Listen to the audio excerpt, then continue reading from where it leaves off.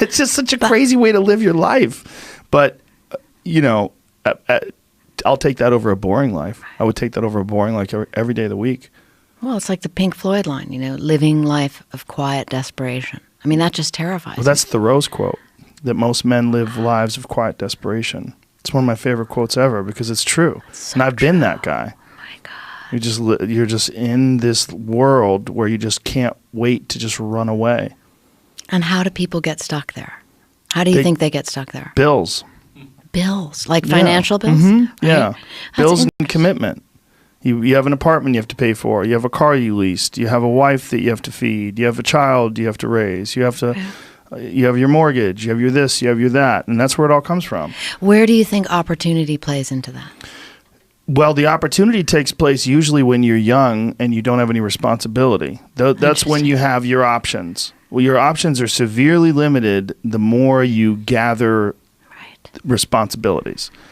Like if I had to, as a 51-year-old father of 3, married man, pays taxes, has a house and a mortgage and a business and all that jazz. If I had to quit everything now and struggle the way I struggled as a stand-up comedian, it would never work. But the only way I could be this person now is if I took that chance when I was 21, when I was dead broke and had my cars repossessed and all that stuff. That's the only way you ever get where you want to go. You have to take a path that's dangerous. And most people want to take the safe path. And the safe path leaves you stuck in quiet desperation almost every time. It's hell.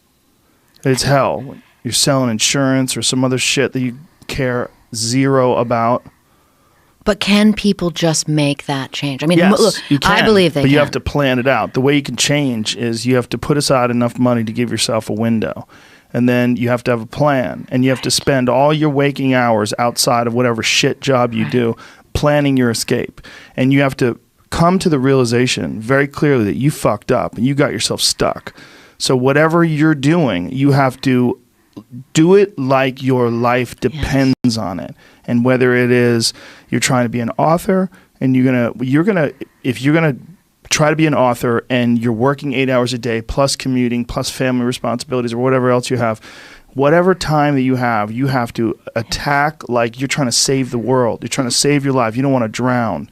That 1.5 hours a day that you have to write, God damn, you better be caffeinated and motivated. You got to go. You got to get after it. And you got to have discipline.